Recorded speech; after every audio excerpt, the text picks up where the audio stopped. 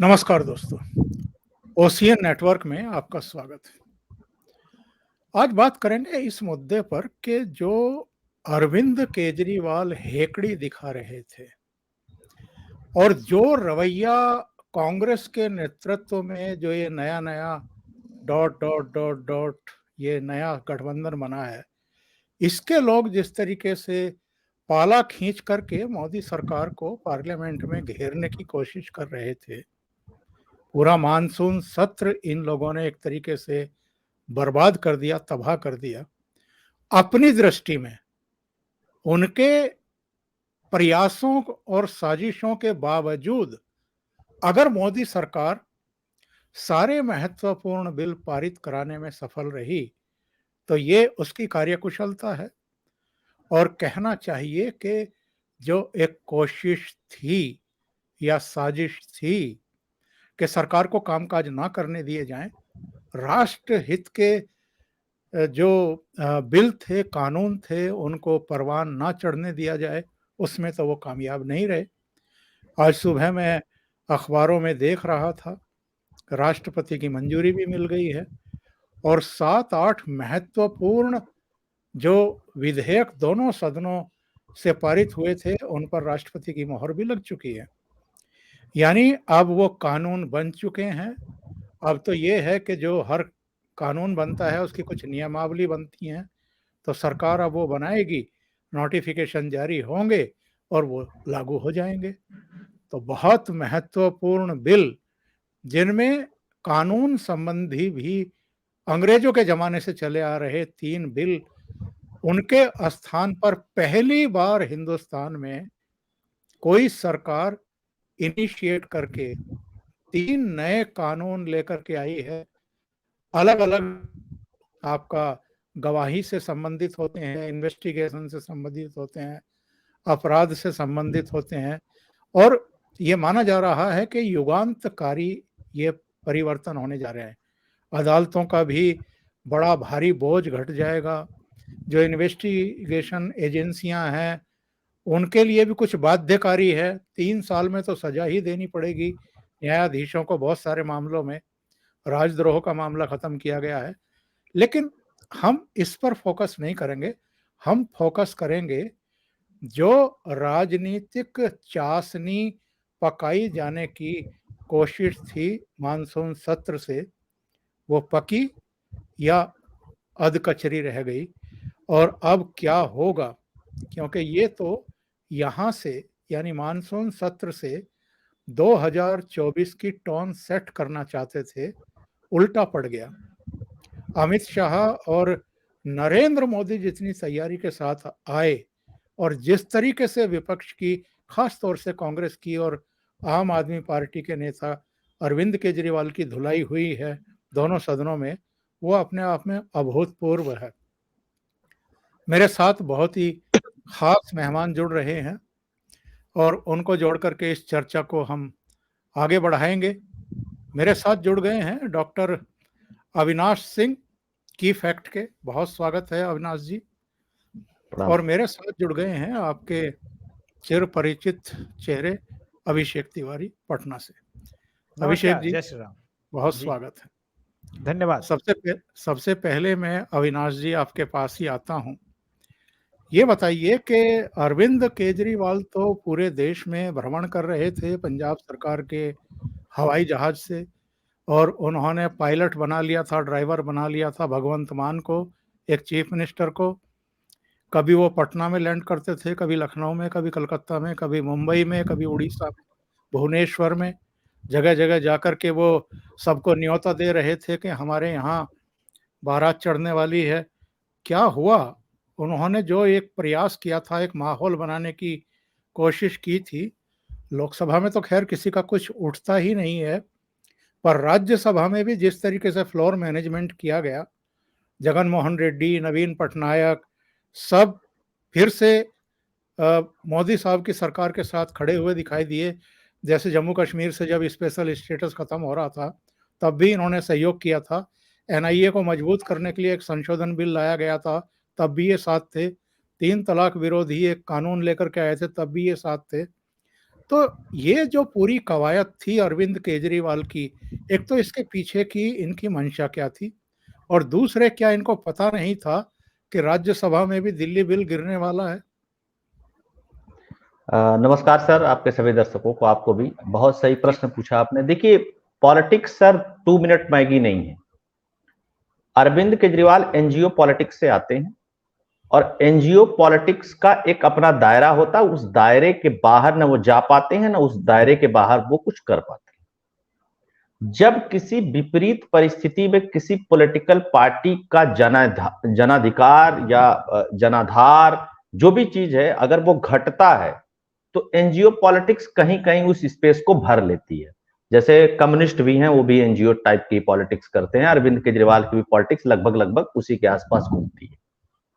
अरविंद केजरीवाल ने दिल्ली में जब शीला दीक्षित जी को हरा लिया तो इनको लगा कि हम बहुत बड़ा काम कर लिए हैं, अब राजनीति में यही चीज चलेगा कि हम दूसरे को चोर बोलेंगे, बड़ी बड़ी बातें करेंगे और उसके साथ जनता हमारे साथ उसको देख करके जुड़ जाएगी। कुछ दिन बाद इनको समझ में आया कि नहीं, थोड़ा बहुत काम कराओ दिल्ली में और उसका एडवर्टाइजमेंट करो पूरे देश में।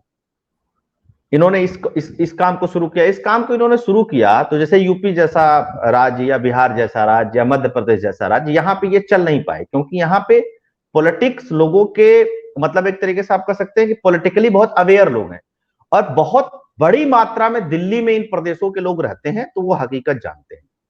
लेकिन पंजाब में इनका चल गया। पंजाब में इसलिए चल गया क्योंकि विकल्प के रूप में अकाली की स्थिति बहुत खराब थी और बीजेपी की पहुंच नहीं थी। कांग्रेस को लेकर के एक अलग तरीके का नैरेटिव सेट हो गया था पंजाब में, तो वहां पे जीत गए। जब ये पंजाब जीते तो इनको लगा कि नहीं नहीं, ये वाला जो मॉडल है ना, ये बहुत जबरदस्त मॉडल है, इसी को लेकर के हम पूरे देश भर में जाते हैं। अभी तक बीजेपी की नजर इनके ऊपर नहीं थी। ये जैसे बार बार कहते हैं कि प्रधानमंत्री हमको ये करना चाहते हो, प्रधानमंत्री के पास इतना समय नहीं कि केजरीवाल जैसे पॉलिटिशियंस के वो पीछे पड़े।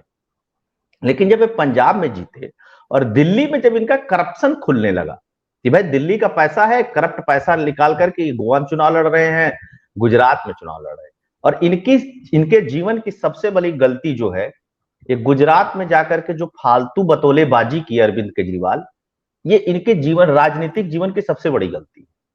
ठीक है, कहा जाता है गुजराती पॉलिटिशियंस, यार गुजरातियों के बारे में एक कहावत है सर, आपने भी सुना होगा, कि वो गर्म करके नहीं खाते, वो ठंडा करके खाते हैं। सही। अभी केजरीवाल की राजनीति में वो दुर्गति होगी कि इनको अखिलेश यादव भी मारेंगे राजनीतिक रूप से, इनको भाजपा छोड़ने वाली नहीं है, इनको कांग्रेस भी नहीं छोड़ने वाली है इनको, और क्योंकि कहीं स्पेस नहीं है। आप उत्तर प्रदेश में वोट मांगने आएंगे तो जाहिर सी बात है कि बीजेपी का वोट काट नहीं पाएंगे, कांग्रेस के पास वोट है नहीं, अखिलेश यादव का वोट तोड़ेंगे आप पंजाब में गए, कांग्रेस का वोट तोड़े। आप जब गुजरात में गए तो कांग्रेस को हम किए, कांग्रेस अपने पूरे आजादी के बाद सबसे लोअर पोजीशंस पे आ गई। राजस्थान में भी आप वही करेंगे। तो इनकी जो पॉलिटिक्स है, वो पॉलिटिक्स में या तो ये खुद को बहुत एकदम ओवरहॉल करके पूरा चेंज कर ले और राजनीतिक जो समझ है उसको विकसित कर ले। ये ऐसे लोगों से मांग रहे थे समर्थन ऑर्डिनेंस पे, आपने देखा होगा, जो तो इनके समर्थन में थे ही, इनके समर्थन में नहीं थे तो नवीन पटनायक। उनके लिए इन्होंने नीतीश कुमार से कहा कि आप जाइए मिलिए। नीतीश कुमार ने नीतीश कुमार के साथ जिस तरीके का बर्ताव किया नवीन पटनायक ने, नीतीश कुमार को समझ में आ गया। ललन सिंह बाहर खड़े रहे, नीतीश कुमार को बिठाया और इस तरीके खाना पीना खिलाया, हाय हल्लो किया, भेज दिया इनको। वाईएसआरसीपी के पास इनको जाना चाहिए था, उनके पास वोट था तो नहीं मिले। आप बीजेडी को लेकर के घूम रहे हो, आप डीएमके को लेकर के घूम रहे, ये तो ऑलरेडी देने वाले थे। दूसरी बड़ी बात क्या है सर, कि राजनीति में नवीन पटनायक का अनुभव और नवीन पटनायक की जो जीत है, और नवीन पटनायक जितने लंबे समय से मुख्यमंत्री हैं, उनको बहुत अच्छी तरीके से पता है कि ये सब पिछली बार भी इसी तरह गठबंधन बनाए थे, जिसमें मायावती भी थी, टीडीपी वाले नेता भी थे, हाथ वाथ उठाए थे, हुआ कुछ नहीं। इनके साथ जाने में कोई फायदा नहीं है। 24 में फिर ये मोदी बाबा आ रहे हैं, तो इसलिए इनके साथ बने रहो आप। तो इसलिए वो हर बिल पे बने रहते। अच्छा, यही वाईएसआरसीपी के साथ भी है। तो राजनीति में अभी केजरीवाल बहुत बच्चे हैं और कच्चे भी हैं। ठीक है, उनको लोगों ने वोट दे दिया, वो मुख्यमंत्री बन गए, वो पंजाब में भी सरकार बना लिए, वो एक अलग मतलब है। जी। बहुत सही बात आपने कही है अविनाश जी। अभिषेक जी, मैं आपके पास आता हूँ। ये जो हमने ये देखा है राज्यसभा में भी, लोकसभा में भी, खास तौर से गृह मंत्री अमित शाह जितनी तैयारी के साथ आए और जिस तरीके से उन्होंने अरविंद केजरीवाल के तमाम जो घोटाले हैं, भ्रष्टाचार हैं, जो तौर तरीके हैं, जो इनकी चालाकियां हैं, उनको एक्सपोज करने का काम किया और वो सारी जानकारी देश को भी दी, दिल्ली के मतदाताओं को भी दी, सदन को भी दी कि क्यों अध्यादेश लाना पड़ा था 11 मई के सुप्रीम कोर्ट के आदेश के बाद उसको रद्द करने के लिए। जिस तरीके से सतर्कता विभाग को सबसे पहले इन लोगों ने निशाने पर लिया, वहाँ जो भ्रष्टाचार से जुड़ी हुई फाइलें थी, उनकी जीरोक्स कॉपी कराई गई, कुछ हेरा-फेरी करने की कोशिश की गई। सबसे पहले सतर्कता विभाग के अफसरों को ही ट्रांसफ़र किया गया। आदेश जारी कर दिए गए कि साहब अब जो नोटिंग है और दूसरी चीज़ें हैं वो स्पेशल सेक्रेटरी के पास नहीं जाएँगी। मतलब एक तरीके से इनको निवस्त्र कर दिया। और मैं तो कहूँगा कि राज्यसभा में एक के बाद एक इनके जो 2 सबसे करीबी और नज़दीकी और प्यारे, जिनमें इनके प्राण बसते हैं, मोटे तौर पर जब हम देखते हैं, संजय सिंह और राघव चड्ढा, उनकी भी एक तरीके से अरविंद केजरीवाल ने बलि ही ली है। क्योंकि बिना अरविंद केजरीवाल के कहे तो वो इस बियॉन्ड द लिमिट जाएंगे नहीं, हंगामे करेंगे नहीं, तो दोनों सस्पेंड हो गए। लोकसभा में इनका एकमात्र जो जालंधर से उपचुनाव में जीत करके आया था सुशील कुमार रिंकू, वो भी निलंबित हुआ क्योंकि उसने भी स्पीकर के साथ अभद्रता की। तो मैं जानना ये चाहता हूं आपसे कि ये सब जो इतनी लंबी चौड़ी कवायद इन्होंने की थी, इसका फायदा क्या हुआ इनको? और अल्टीमेटली तो चारों खाने चित्त दिखाई दिए ये। जी। बड़ा देखिए विचित्र सिचुएशन है शायद, जो अविनाश ने कहा ना कि राजनीतिक रूप से इमेच्योर आदमी ही कर सकता है। देखिए सर, बहुत सिंपल सी बात मैं समझाने का प्रयास करता हूँ। अरविंद केजरीवाल को अगर राजनीति में सफल हो सकता था तो वैक्यूम एक ही जगह आया था, वो है कांग्रेस की लीडरशिप में।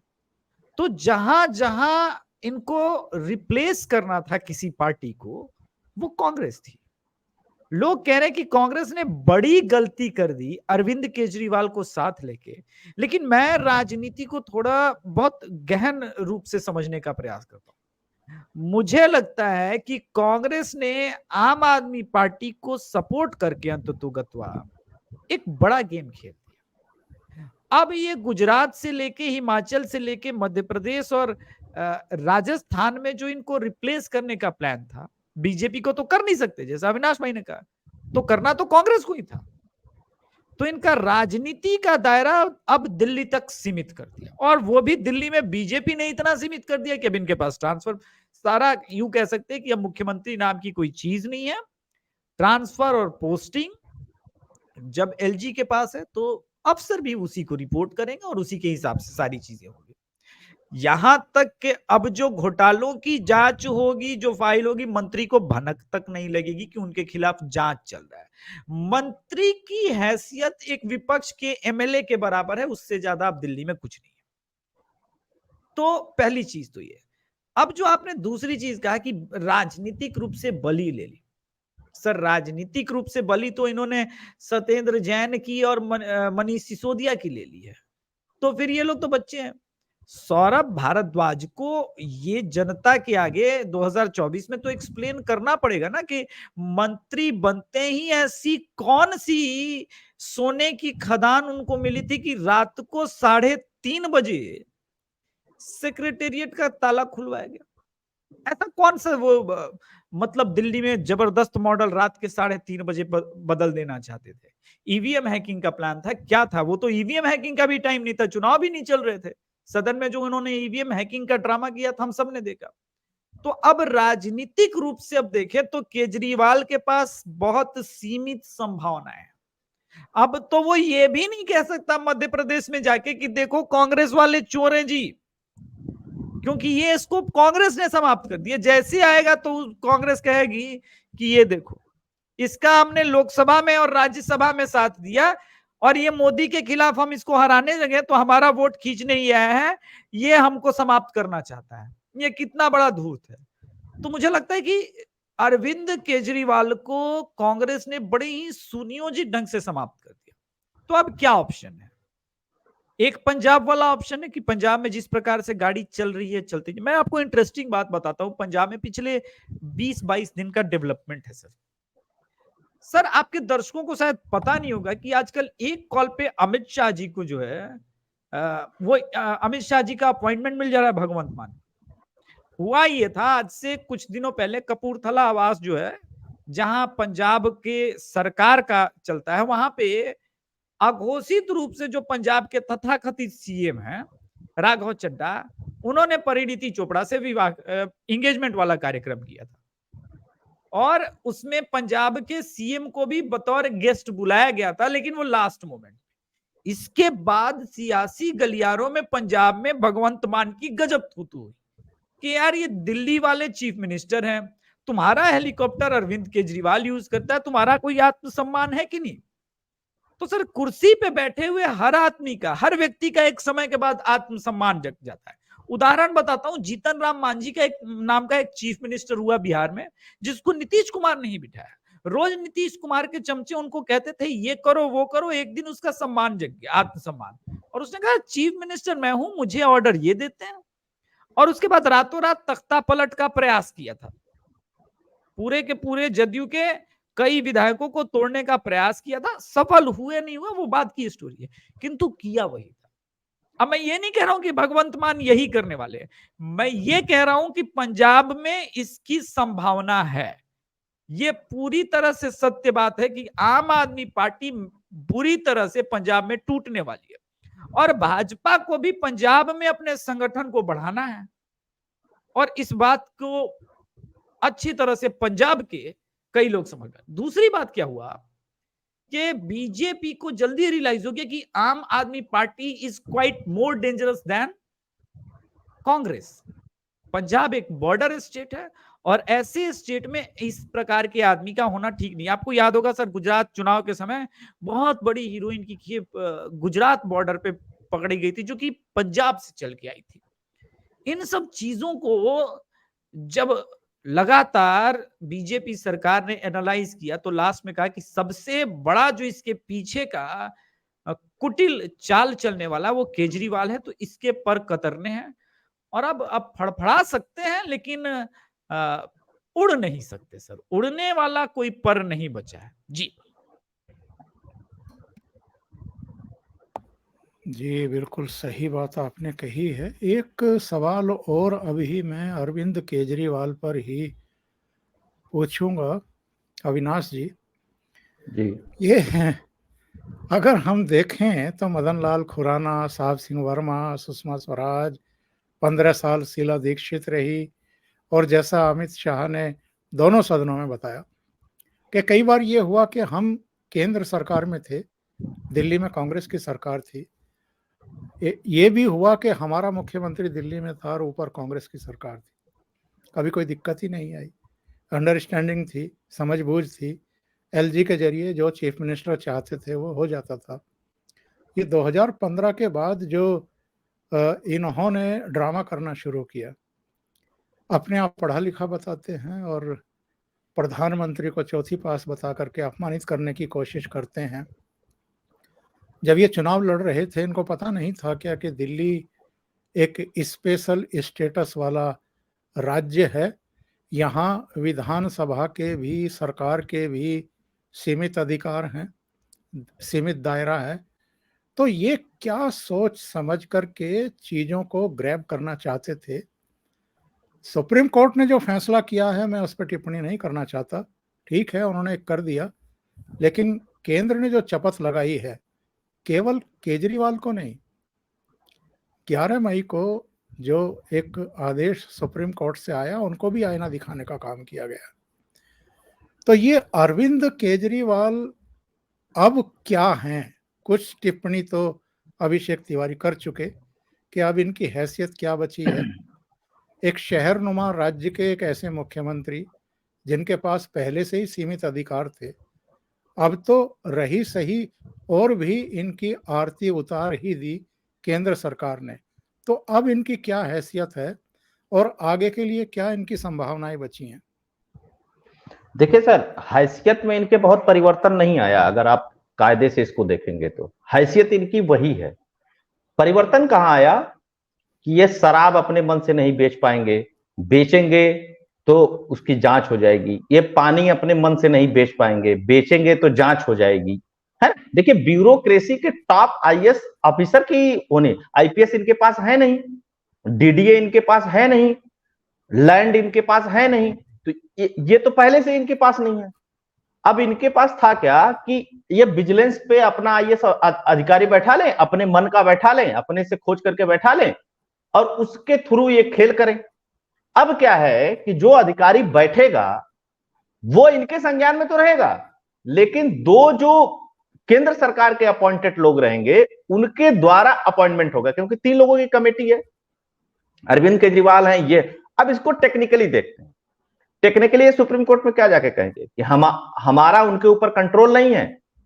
भारत सरकार क्या कहेगी कि भैया अपॉइंटमेंट कमेटी के अध्यक्ष अरविंद केजरीवाल ही हैं, उसमें 2 ब्यूरोक्रेट्स और हैं जो केंद्र द्वारा अपॉइंटेड है। अब चूंकि चीफ जो मुख्य आईएएस अधिकारी होता है, जो जिसको आप क्या उसको बोलते हैं, चीफ सेक्रेटरी जो होता है दिल्ली का, वो तो केंद्र ही अपॉइंट करता है, क्योंकि किसी राज्य में 2 चीफ सेक्रेटरी नहीं हो सकते।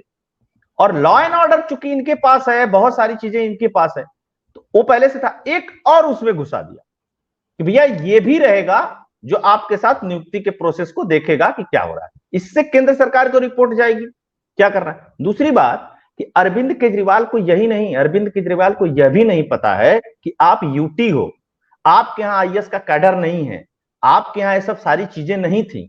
तो अगर मान लीजिए अरविंद केजरीवाल के हाथ में ट्रांसफर और पोस्टिंग दे दी जाती है सर, फॉर एग्जांपल, और कोई अधिकारी पांडिचेरी जाना चाहता है या पांडिचेरी से आना चाहता है, वो कैसे आएगा और वो कैसे जाएगा? इस पे कभी डिस्कशन नहीं हुआ, इस पे कभी किसी ने बात नहीं की। जब आपके पास कैडर है, जैसे कैडर होता है तो क्या, जैसे उत्तर प्रदेश में एक कैडर है, वो डिसाइड करता है कि कौन केंद्र में जाएगा, कौन किसी दूसरे राज्य में जाएगा, कौन उत्तर प्रदेश में रहेगा, उसको मुख्यमंत्री भी डिसाइड नहीं करते हैं। यह बात भी बहुत कम लोगों को पता है। इवन की डीजीपी भी अगर चुनना होता है तो यूपीएससी का जो यूपी का कैडर है उसके पास लिस्ट जाएगी, और उसके पास लिस्ट जाएगी, वो उस लिस्ट में से 2-3 नाम भेजेगा और बोलेगा इन 3 में से किसी को बना लो। तो आप ये बताइए, जब आपके पास आईएएस अधिकारी है नहीं, वो आपको केंद्र से लेना है, उनको कहीं जाना है, वो जा नहीं सकते, आप उनको बुला नहीं सकते, तो आप एक ट्रांसफर पोस्टिंग का पावर क्यों लेना चाहते थे? पहली चीज। दूसरी चीज कि नीचे जाए एग्जीक्यूशन कराना है आपको, बी ग्रेड सी ग्रेड, वहां आप ट्रांसफर पोस्टिंग करिए, आपको जो करना है उसमें करिए। तो ये मामला बहुत सुप्रीम कोर्ट में भी बहुत टिकने उकने वाला नहीं है, सुप्रीम कोर्ट फिर जाएंगे ऐसे हो गया वैसे हो गया। दूसरी चीज कि अरविंद केजरीवाल को बहुत अच्छे से सर पता है, बहुत शातिर आदमी है इस मामले में। वो खुद आईआरएस रहा है, उसकी बीबी आईआरएस रही है, ठीक है, और सारा कुछ अरविंद केजरीवाल की पत्नी सुनीता केजरीवाल ही इनको फीड करती है, ठीक है, इसीलिए उनकी भी नौकरी छुड़वा लिया इन्होंने। एक महत्वपूर्ण बात आप समझिएगा सर इसमें, वो दिल्ली को क्यों चुना उस व्यक्ति ने? क्योंकि आप देखिए पूरे प्रदेश के जो मुख्यमंत्री हैं, आप उनकी चर्चा इस देश में नहीं सुनेंगे, जो पूरे प्रदेश के हैं। आप योगी आदित्यनाथ जी की चर्चा कितना सुनते हैं सर? आप नवीन पटनायक की चर्चा कितनी होती है? आप अन्य मुख्यमंत्रियों की चर्चा कितनी होती है? खुद उसी के पार्टी का भगवंत मान की चर्चा कितनी होती है इस देश में सर? नहीं होती है। अशोक गहलोत की चर्चा कितनी होती है? या गुजरात के मुख्यमंत्री की चर्चा कितनी होती है? नहीं होती है। लेकिन दिल्ली, चूंकि दिल्ली सेंटर है, मीडिया आसपास रहती है, दुनिया भर में बात जाती है, क्योंकि दुनिया भर के दूतावास वहां पे हैं, सिक्योरिटी इंटेलिजेंस सारी चीजें हैं। इसने इसलिए दिल्ली को चुना कि दिल्ली अगर चुनते हैं, भले ही हम 1/4 प्रदेश के मुख्यमंत्री रहेंगे, अपनी बात हम पूरे देश भर में पहुंचा लेंगे इजिली। तो ये इसका शातिरपना ये था, इस व्यक्ति का जो राजनीतिक शातिरपना था। और पूरा मीडिया के तहत आपने देखा ही, अभी जो ट्रांजिट सिस्टम था उस पर सुप्रीम कोर्ट ने फाइल मंगाई थी, उसने बोला 1100 करोड़ रुपया तुम मीडिया पे खर्च कर दिए और तुम्हारे पास पैसा नहीं है काम करने के लिए। जल बोर्ड में आप देख लीजिए, शीला दीक्षित के समय पे 1500 करोड़ के फायदे में था, 70,000 करोड़ के घाटे में है, लोन है उसके ऊपर। ठीक है, ये रिकॉर्डेड डॉक्यूमेंट है। शराब में इन लोगों ने कैसे किया, बस वाले में इन लोगों ने कैसे किया, और अभी तो इनके इतने घोटाले हैं, इनके इतनी अनियमितता है कि उस पर सही से जांच की जरूरत है। और मुझको लगता है कि अब ये ट्रांसफर पोस्टिंग का इनका खेल खत्म हुआ तो उसमें जांच होगी ही होगी। एक चीज और हुआ सर, जैसे ये कानून पास हुआ, सौरभ भारद्वाज से विजिलेंस डिपार्टमेंट लेकर के ट्रांसफर पोस्टिंग डिपार्टमेंट लेकर के, भाई नीचे के ट्रांसफर पोस्टिंग तो है नहीं इनके पास, ये लेकर के इन्होंने आतिशी मारलीना को दे दिया जी। एक तो दिल्ली में 10% ही, आप जानते हैं कि जो टोटल एमएलए उसका 10% ही मंत्री बन सकते हैं। एक मंत्री के पास, इंक्लूडिंग मुख्यमंत्री, तो 7 ही मंत्री बनेंगे टोटल इंक्लूडिंग मुख्यमंत्री। तो मुख्यमंत्री के पास कोई विभाग नहीं, मुख्यमंत्री किसी फाइल पर साइन नहीं करेगा। और 6 मंत्री जो हैं उनके पास, किसी के पास 18 विभाग, किसी के पास 17 विभाग, किसी के पास 14 विभाग। तो एक तो एज ए मुख्यमंत्री अरविंद केजरीवाल की अकाउंटेबिलिटी क्या है, वो किस अधिकार से दिल्ली में बंगला ऑक्युपाई किए हुए हैं, मुख्यमंत्री की सुख सुविधा ले रहे हैं, 53 करोड़ का बंगला बनवा ले रहे हैं, और उनको किसी भी ब्यूरोक्रेट से नहीं मिलना होता है, क्योंकि उनके पास कोई विभाग नहीं है। कोई विभाग नहीं है तो फाइल नहीं जाती, फाइल नहीं जाती तो सिग्नेचर नहीं होता है। यह मुझको लगता है कि बिना कानूनी रूप से, अघोषित रूप से, इतना बड़ा तो करप्शन ही नहीं है। सब लोग तो सब सोचते हैं कि मैं मुख्यमंत्री बनूंगा, मेरे पास डिपार्टमेंट होंगे, मैं रोज काम करूंगा, दफ्तर में बैठूंगा, चीजें करूंगा। क्योंकि इनको घोटाले करने के लिए इनके पास 2 सेट चेले हमेशा रहते हैं। पहले सिसोदिया जैन थे, अब सौरभ भारद्वाज आतिशी मारलीना हो गई। आतिशी मारलीना और सौरभ भारद्वाज सर जेल जाएंगे। जेल जाएंगे मतलब जेल जाएंगे ही जाएंगे, आज जाए चाहे 2 साल बाद जाए, और उसके बाद फिर 2 चेला पकड़ेंगे, फिर वो 2 चेला जेल जाएंगे। अरविंद केजरीवाल को कोई फर्क नहीं पड़ता है कि मनीष सिसोदिया जेल जा रहे हैं कि सत्येंद्र जैन जेल जा रहे हैं। अरविंद केजरीवाल को फर्क इससे पड़ता है कि मैं बचा रहूं।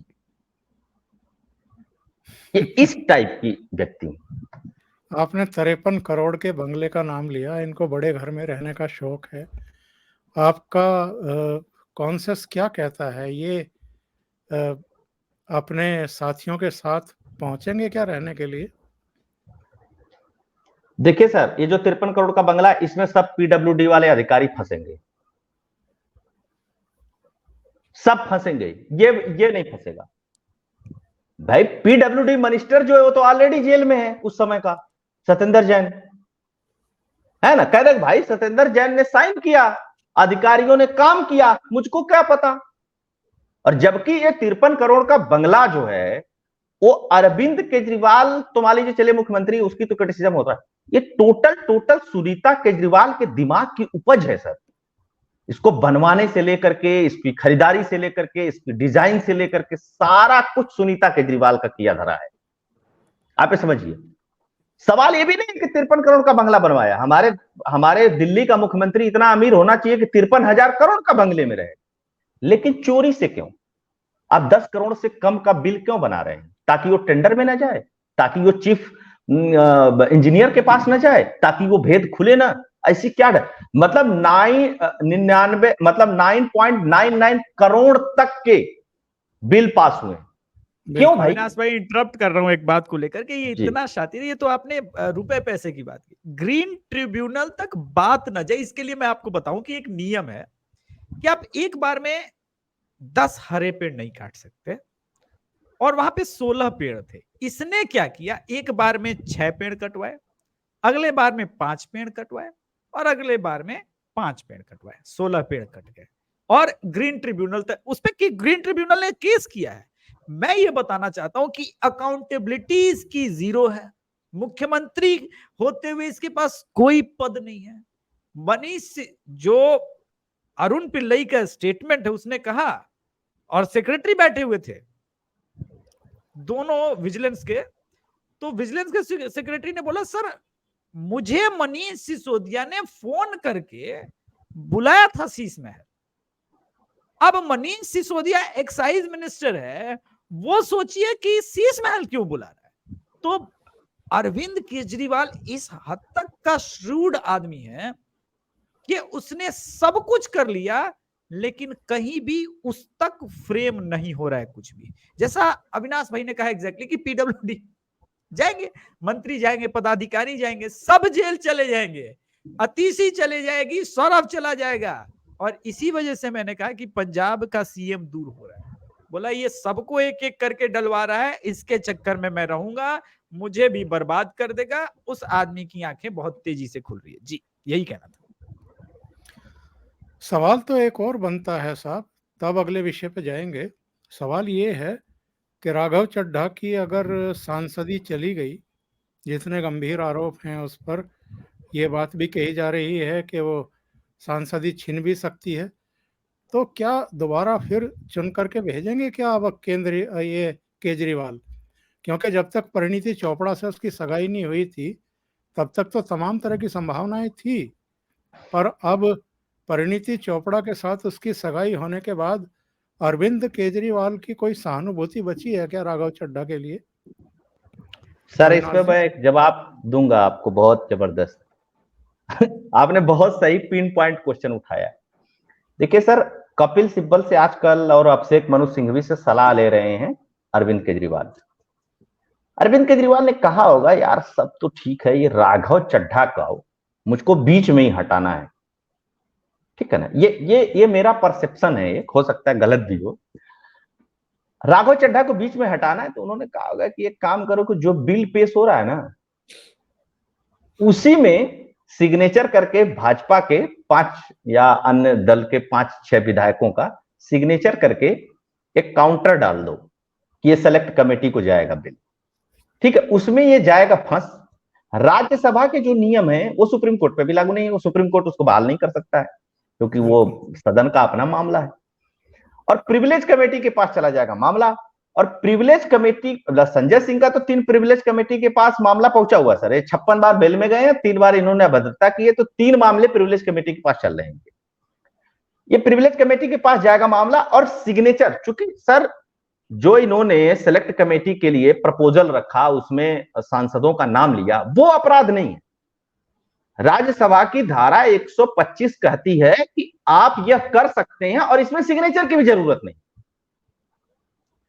लेकिन अगर आप किसी का सिग्नेचर अमेरिका में करिए, चाहे समुद्र के नीचे, चाहे आसमान में करिए, चाहे राज्यसभा में करिए, चाहे राज्यसभा के बाहर करिए, चाहे अपने घर में करिए, मेरा सिग्नेचर अगर आपने किया तो मैं कहूं या ना कहूं, अगर ये वेरीफाई हो गया तो ये सबसे बड़ा जुर्म है, क्योंकि हस्ताक्षर का मतलब ही होता है, अदरवाइज सर नाम ही लिख देते, हस्ताक्षर का फिर मतलब क्या रह गया।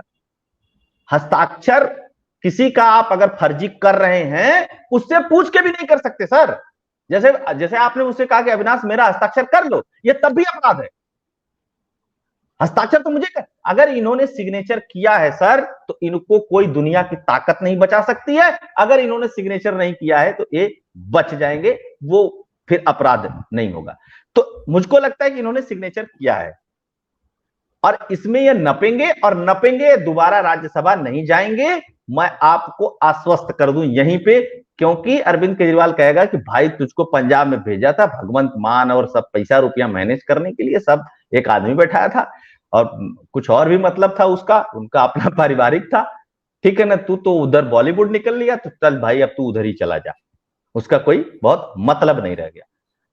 संजय सिंह का जहां तक विषय है, संजय सिंह मतलब आप एक तरीके से समझ लीजिए कि केजरीवाल को फंसाने में अगर किसी व्यक्ति का बहुत बड़ा योगदान है उसमें एक संजय सिंह भी है। ये मैं नहीं कह रहा हूं, वो इन्हीं के साथी कुमार विश्वास ने भी कहा था जब वो फर्जी मार्कशीट वाला मामला आया था, इनका एक विधायक सस्पेंड हो गया था, सोमनाथ भारती का मामला आया था, राखी बिरलान का मामला आया था, इस तरीके के कई सारे मामले आए। तो कुमार विश्वास ने एक बार कहा था कि मैंने कहा कि यार ये तो गलत है, तो संजय सिंह ने कहा था कि अरे यार राजनीति करना है, ये सब तो इतना चलता ही रहेगा, ये कर देंगे, वो कर देंगे, फलाना कर देंगे, ठिकाना कर देंगे। तो संजय सिंह खत्म कर देंगे इनको, अरविंद केजरीवाल को भी और खुद भी, क्योंकि देखिए परसेप्शन की पॉलिटिक्स ये लोग करना शुरू की थी, अब परसेप्शन इनका रॉन्ग जा रहा है, परसेप्शन अब इनका खराब जा रहा है।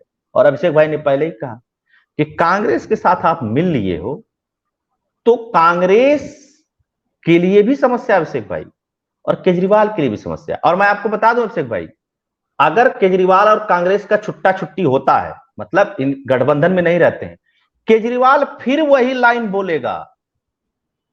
नहीं नहीं, मैं ये कह रहा हूं कि वो राजस्थान में बोलेगा, पर तब फिर वो कांग्रेस को चोर कहेगा और कांग्रेस ही कुछ नहीं कर पाएंगे। बिल्कुल कहेगा, मैं तो कह रहा हूं। लेकिन वो जो देखिए, आपने बोला था ना कि दिल्ली क्यों चुना, दिल्ली चुनने का एक और कारण था मीडिया और इन सब के अलावा। दिल्ली आप बिना कैडर के भी जीत सकते हैं, छोटी जगह, एक शहर है, और वहां जो कांग्रेस ने वैक्यूम क्रिएट किया था ना, उसको भरने के लिए, देखिए मुस्लिम तो बीजेपी को नहीं देता, लेकिन इनको देता।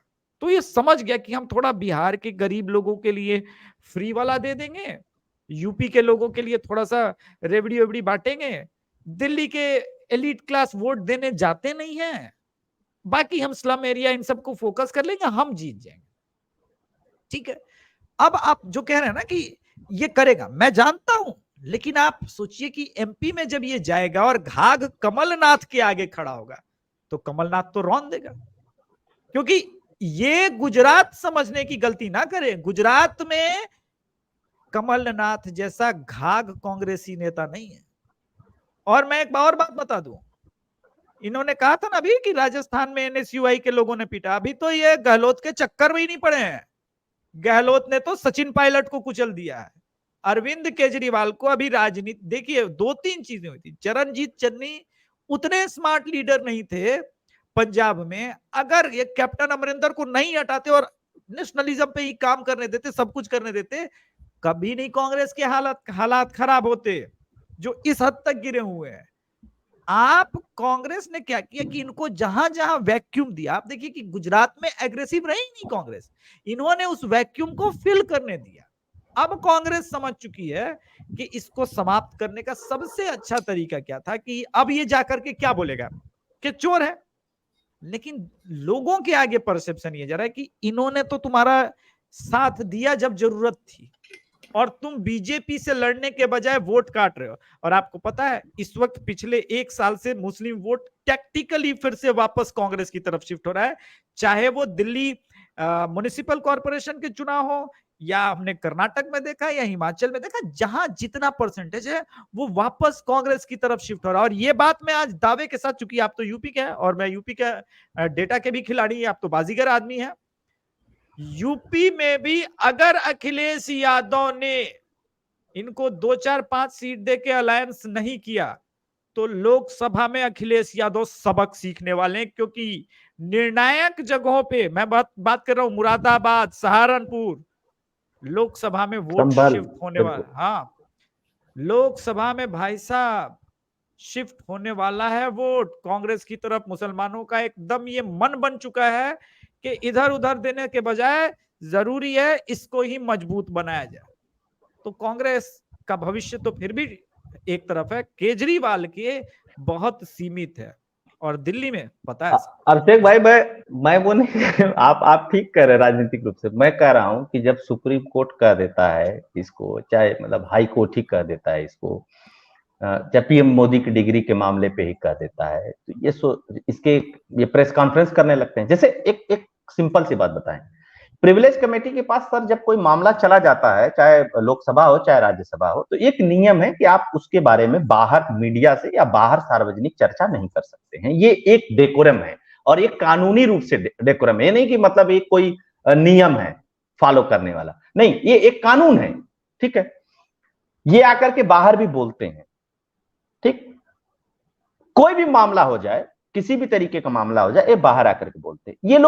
ये लोग इतने, मतलब ये लोग पढ़े लिखे कहते हैं, ये कह रहे हैं राज्यसभा में कि भैया इस पे सुप्रीम कोर्ट में सुनवाई चल रही है, तो इस पे कानून नहीं ला सकते। ठीक है ना, जबकि इनको पता होना चाहिए कि पूर्व सीजीआई उसी राज्यसभा में बैठे हुए हैं, उन्होंने रिप्लाई भी दिया उसके ऊपर।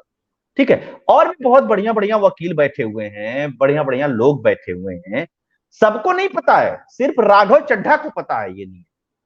ये इससे पता चलता है कि आप कितने पढ़े लिखे हैं। देखिए, राजनीति में पढ़े लिखे का एक अलग महत्व है, लेकिन पढ़े लिखे के साथ कढ़े भी होने चाहिए। आप अगर कढ़े नहीं है, सिर्फ पढ़े पढ़े हैं तब भी दिक्कत है, और सिर्फ कढ़े कढ़े हैं तब भी दिक्कत है। तो ये इन लोगों की फिलॉसफी। और मैं आपको बता दूं सर, कोई भी दुनिया की ताकत कुछ भी फैसला दे दे, ये मानेंगे नहीं, प्रेस कॉन्फ्रेंस जरूर करेंगे। अब प्रेस कॉन्फ्रेंस में भी अगर ताकत नहीं रहेगी तो ये विधानसभा खोल करके उसमें जाके करेंगे। क्या कर लेगा सुप्रीम कोर्ट अगर विधानसभा में सुप्रीम कोर्ट को 4 बातें सुना देंगे केजरीवाल तो? मतलब आज, मतलब ये जो मेंटल स्टेटस है ना, वो ये है कि जनता तक बात पहुंचा दो, कैसे भी पहुंचा दो, कुछ भी करके पहुंचा दो कि हम शरीफ हैं जी, बाकी सब बदमाश है। और वही इनकी राजनीति के खात्मे का सबसे बड़ा कारण बनेगा। अब इनको बता रहे हैं कि इनको अब सब घेरेंगे। मतलब बहुत पसंद नहीं करते हैं कांग्रेसी भी अरविंद केजरीवाल को। और मैं आपको आपसे एक बात और बता दूं, पंजाब में कांग्रेस के साथ आम आदमी पार्टी का अलायंस नहीं होगा, ये पंजाब के बड़े नेताओं ने कह दिया, खुद प्रदेश अध्यक्ष ने कह दिया। अगर ये अलायंस होता है तो आप समझ लीजिए कि भाजपा के लिए बहुत बड़ा बेनिफिट होने जा रहा है वहां पंजाब। मुख्य विपक्षी के लिए अब झांकर साहब ने तो कह दिया कि भाई हमको मुख्य विपक्षी बनाओ। अब क्या, आप तो ऑफिशियल ये सब कहानी है इनकी। और ये सब बड़े धुरंधर है। देखिए, भाजपा कांग्रेस से आपको पार पाना है ना राजनीतिक रूप से, तो इनके तरह का आपके पास सिस्टम होना चाहिए, इनके तरीके के लोग होने चाहिए, इनके तरीके की सोच होनी चाहिए। बिल्कुल। आप प्रेस कॉन्फ्रेंस कर करके थोड़े ना चुनाव जीत लेंगे यार। प्रेस कॉन्फ्रेंस करना क्या है, बैठ जाओ, इसने कहा, उसने कहा, उसने कहा, उसने कहा, ठीक है। एक वर्ग है वो देखता होगा, एक वर्ग है वो सुनता होगा, एक वर्ग है वो कहता होगा। लेकिन राजनीति है, मैं फिर से वही बात दोहरा रहा हूं, 2 मिनट मैगी नहीं है कि पानी गर्म किया, मैगी डाला और खा लिया। आदत पड़ी। भाजपा को यहां तक पहुंचने में बहुत समय लगा है। जी जी, मैं जल्दी से कांग्रेस पर आना चाहता हूं। ये बताइए, क्या सोच करके ये अविश्वास प्रस्ताव लाए थे? जब मीडिया वालों ने पूछा तो उन्होंने कहा कि प्रधानमंत्री का मौन तोड़वाना है हमें मणिपुर पर, इसलिए हम अविश्वास प्रस्ताव लाए हैं। प्रधानमंत्री का मौन तोड़वा करके क्या हासिल किया है इन्होंने? प्रधानमंत्री ने तो इनकी खाल उधेड़ दी, पहले अभिषेक जी और उसके बाद फिर अविनाश जी। देखिए, ये देखिए, आज एक बड़ा अच्छा आर्टिकल संजय गुप्त जी का दैनिक जागरण में छपा कि विपक्ष को अभी क्लू नहीं मिल रहा है कि हम राजनीति कैसे करें। इनको ये लगता है कि मणिपुर के इशू पे बीजेपी का वोट बैंक उत्तर प्रदेश में तोड़ लेंगे या नॉर्थ ईस्ट में। आज कल हेमंता बिश्व शर्मा ने बड़ा जबरदस्त उत्तर दिया। वो नॉर्थ ईस्ट की पॉलिटिक्स के, मुझे लग रहा है कि आज के समय में निर्विवाद रूप से सबसे सर्वश्रेष्ठ खिलाड़ी या आर्चरी के हिसाब से कहे तो सर्वश्रेष्ठ धनुर्धर है, जिनका निशाना परफेक्ट है। खैर, मैं मुद्दे पे आता हूं। लगा था इनको कि हम उसके बहाने वर्ल्ड वाइड, देखिए अमेरिका में बैठे हुए आपके लेफ्टिस्ट पत्रकारों को वोट नहीं करना है। ये सोच रहे हैं कि जिस प्रकार से डोनाल्ड ट्रंप को घिरवा के उलूल जुलूल बयान दिलवा के फंसा लिया, मोदी को फंसा लेंगे। मोदी और ट्रंप में एक बहुत बड़ा अंतर है। नरेंद्र मोदी की विशेषता है सर, कब कहां कितना बोलना है, इसमें उन्होंने मास्टरी कर ली है। जैसे कहते हैं ना कि योग साधना से आप अपने आप को संयमित कर लेते हैं। मुझे लगता है कि नरेंद्र मोदी को इसके लिए जो है ना क्रेडिट मिलना चाहिए। तो उन्होंने सारी ऊर्जा लोकसभा में इनको धोने के लिए बचा के रखी। उनको पता था कि ये लेके आएंगे, ये वही गलती करेंगे जो इन्होंने 2018 में किया और उसके बाद धो दिया। तो मुझे लगता है कि इस हद तक विपक्ष क्लूलेस है कि उन्हें ये अंदाजा नहीं है कि नरेंद्र मोदी जब मंच का प्रयोग करेंगे तो संपूर्ण करेंगे, और आपके पास एक भी ऐसा स्पीकर नहीं था। हद तो यह है कि विपक्ष के 70% लोगों ने मणिपुर के ही मुद्दे को सही ढंग से नहीं उठाया, इंक्लूडिंग राहुल गांधी जो हर बार लॉन्च होते हैं। तो एक क्लूलेस विपक्ष के साथ ये समस्या है, और कांग्रेस ही उसकी लीडर है। ये सबसे बड़ा इस देश का इस वक्त दुर्भाग्य है। जी अविनाश जी, आमतौर पर तो एक सीधा सा सूत्र है कि जिससे आपको लड़ाई लड़नी है और जीतनी है उसकी ताकत तो आपको पता होनी चाहिए ना कि क्या है, उसके माइनस और पॉजिटिव पॉइंट क्या हैं ये भी आपको पता होना चाहिए, और उसकी कुल मिलाकर के ताकत क्या है, उसकी रणनीति क्या होती है, दांव पेंच कैसे चलता है, इसका भी पता होना चाहिए। ये पिछले 20 साल से नरेंद्र मोदी से लड़ रहे हैं और वो हर बार इनको पटखनी देते हैं बहुत बुरी तरीके से। गुजरात में भी यही हाल किया इनका, जब वो केंद्र में आए तो केंद्र में भी उन्होंने यही हाल किया। आपने भी ये नोट किया होगा कि प्रधानमंत्री जब भी किसी विषय पर बोलने के लिए आते हैं तो इतना मोटा फाइलों का गड्ढा लेकर के आते हैं, पूरा इकट्ठा होकर के वो डॉक्यूमेंट लेकर के आते हैं। अमित शाह के पास भी एक दस्तावेजों का पूरा गट्ठर होता है, उसको लेकर के वो सदन में आते हैं। पर राहुल गांधी के हाथ में हमने कभी कोई पर्चा भी नहीं देखा, फाइलों का गट्ठा तो छोड़ ही दीजिए।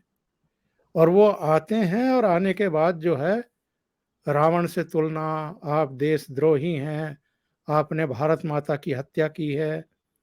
इनका जो लोकसभा में संसदीय दल का नेता है अधीर रंजन चौधरी, वो मोदी को अंधर राजा बताता है, द्रौपदी के चीरहरण की बात करता है, नीरव मोदी से उनकी तुलना करने लगता है।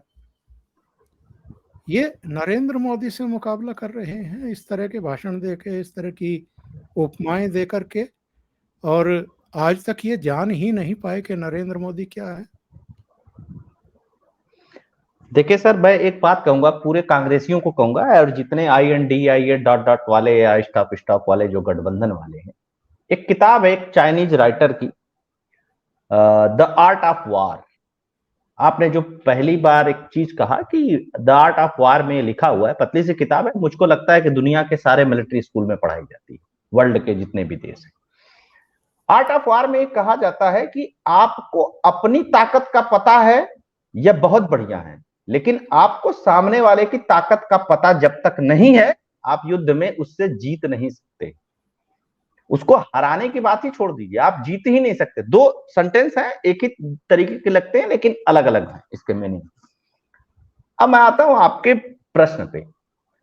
देखिए सर, नरेंद्र मोदी इस समय भारतीय राजनीति के सबसे बड़े ओरिएटर हैं और उनके सामने विपक्ष 3-4 मुद्दों के साथ लड़ रहा है कि लोकतंत्र खतरे में, कहां खतरे में बता नहीं पा रहा है, और विपक्ष खुद लोकतांत्रिक परंपराओं का पालन नहीं कर रहा है, लोकतंत्र की व्यवस्थाओं का पालन नहीं कर रहा है। कैसे पालन नहीं कर रहा है, बाहर छोड़ दीजिए, जैसे जैसे मैं आरोप लगा रहा हूं तो मुझे बताना पड़ेगा ना कि विपक्ष ने कहा लोकतंत्र का पालन नहीं किया।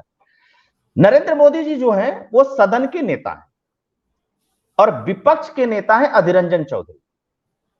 आप संसदीय परंपरा में इतने लंबे समय से आपने पत्रकारिता की है, आपके पास इतना अथाह समंदर भर का अनुभव है, आप ही बताइए सर, नेता सदन के प्रश्न और उत्तर के जवाब में अपोजिशन का जो नेता होगा सदन का, वही तो बोलेगा ना। राहुल गांधी किस हैसियत से संसद में बोले प्रधानमंत्री के, मतलब एज ए सांसद वो बोल सकते हैं, लेकिन जो हाइप था कि राहुल गांधी और बनाम मोदी, वाई, किस लिए? क्या राहुल गांधी कांग्रेस पार्टी के अध्यक्ष हैं? क्या राहुल गांधी जेडीयू के अध्यक्ष हैं? क्या राहुल गांधी किसी पार्टी के अध्यक्ष हैं या वो हैसियत रखते हैं? क्या वो लोकसभा के विपक्ष के नेता हैं? नहीं, कुछ नहीं है, तो राहुल गांधी क्यों? और कहा क्या गया, शेर आया शेर आया शेर आया, शेर आया और शेर ने आते ही कहा म्याऊं। लोगों ने कहा अरे यार ये तो गड़बड़ हो गया। आपको 35 मिनट मिला, आपने 35 मिनट में पूरे मणिपुर में सिर्फ 2 कहानी सुनाई, वो भी फर्जी, सिर्फ 2 कहानी सुनाई। अब बताते हैं पंडित नेहरू ने कैसे मणिपुर को बनाया, कैसे किया, फिर कैसे कैसे सारा कुछ हुआ, फिर व्यवस्थाएं बनाई, फिर लोगों को अधिकार दिए, नहीं दिए, क्योंकि आप जैसे बोलते आपकी पोल खुल जाती। प्रधानमंत्री ने बताया ना पूरा, आप बहस कर रहे हैं ना प्रधानमंत्री के सामने। दूसरी चीज कि यह अविश्वास प्रस्ताव था, सबसे बड़ी गलती विपक्ष की जो थी, अविश्वास प्रस्ताव पे। अब मैं बहुत सारे पत्रकारों को सुन रहा था, कह रहे थे मणिपुर में नहीं बोले तो इस पे नहीं बोले, हालांकि बोले वो मणिपुर पे अविश्वास। अविश्वास प्रस्ताव किसी मुद्दे पे नहीं आता है। संसदीय प्रणाली का लोगों को भान होना चाहिए। अविश्वास प्रस्ताव का मतलब है कि सरकार पे हमको विश्वास नहीं है और सरकार सदन के साथ साथ इस देश को आश्वस्त करे कि उस पर विश्वास किया जाए। तो जब विश्वास किया जाए तो कैसे विश्वास किया जाए? मैंने मेट्रो चलाया, मैंने ट्रेन चलाया, मैंने वैक्सीन लगाया, मैंने इतने काम किए, मैंने इतने काम किया, विश्वास करिए आपको ये मिला कि नहीं मिला। यही तो बोलेगा सदन का नेता, इस देश का प्रधानमंत्री। आप अविश्वास लेकर के आए हो। आप 176 के तहत चर्चा नहीं कर रहे हो सदन में कि हम मणिपुर पे चर्चा कर रहे हैं। और दूसरी बात कि क्यों प्रधानमंत्री, एक पूर्ण बहुमत की सरकार में लॉ एंड ऑर्डर का जो मामला होता है वो गृह मंत्री के पास होता है। आप गृह मंत्री को सुन नहीं रहे हो। अरे गृह मंत्री को सुन लेते, आप असंतुष्ट रहते, आप कहते कि सदन के नेता को बुलाओ, हम सदन के नेता से क्लियरेंस चाहते हैं कि मणिपुर में वो क्या कर रहे हैं। आपने दोनों काम नहीं किया। उसके बाद आप सोचते हो कि जनता आपका समर्थन भी करे। जो आपके समर्थक है वो कहेंगे कि राहुल गांधी बहुत बढ़िया। दूसरी सबसे बड़ी बात थी, राहुल गांधी जब देश तोड़ने की बात कर रहे थे और इस तरीके की बात जब कह रहे थे कि मणिपुर को लेकर के जिस तरीके के शब्दावली का प्रयोग कर रहे थे, तो आप में थपथपा रहे थे। इससे पता है कि आपके दिमाग में ये चल रहा है कि राहुल गांधी बहुत बढ़िया बोले, जबकि आपको बोलना क्या चाहिए था? वहां पे मैं नहीं थपथपाना चाहिए था, वहां सेम बोलना चाहिए था। कहां से लेकर के आए हो सांसद? आपको बोलना चाहिए था, प्रधानमंत्री को सेम करना चाहिए था, लेकिन आप मेज थपथपा रहे हो। तो आपको खुद ही नहीं पता है, दिमाग ब्लॉक है। जबरदस्ती राहुल गांधी बनाम नरेंद्र मोदी तो चाहते हैं, अमित शाह तो दिन भर बैठ के स्ट्रेटजी बनाते हैं कि किसी तरीके से मुकाबला राहुल गांधी बनाम नरेंद्र मोदी हो जाए, हम लोगों की बहुत मेहनत बच जाएगी। मतलब जिसे आप किस परंपरा की बात कर रहे हैं? पहले तो लोकतंत्र निभाइए। अधीर रंजन चौधरी को एकदम दहाड़ना चाहिए था मोदी के सामने। तो आप कह रहे हैं अधीर रंजन चौधरी तुम नहीं बोलोगे, तुम साइड चलो, हम बोलेंगे। क्यों? किस हैसियत से? तो आप ही बन जाइए लोकसभा के विपक्ष के नेता। अधीर रंजन को हटाइए आप। कभी हटा देते हैं, कभी बना देते हैं। प्रधानमंत्री ने इस पे भी कहा, आपको बोलने का मौका मैं नहीं मिला, गृह मंत्री जी ने आपको बोलने का मौका दिया, लेकिन आपने गुड़ गोबर कर दिया। बिल्कुल, है ना? तो ये ऐसा नहीं, आप नहीं लड़ सकते। प्रधानमंत्री की हिंदी हो सकता है कि थोड़ी वीक हो, लेकिन ओरिएंटेशन बहुत जबरदस्त है। वो कनेक्ट करके वो आदमी बोलता है। उस व्यक्ति की एक खासियत है कि वो जहां जाता है लोग उसको सुनते हैं, चाहे भले विरोधी हो। जैसे अटल बिहारी वाजपेयी की एक खासियत थी। अटल बिहारी वाजपेयी एक अच्छे ओरिएटर थे, हालांकि उनकी हिंदी भी बहुत अच्छी थी, कवि भी थे, तो उनको लोग सुनते थे, विपक्षी भी सुनते थे, भाई क्या बोल रहे हैं अटल जी।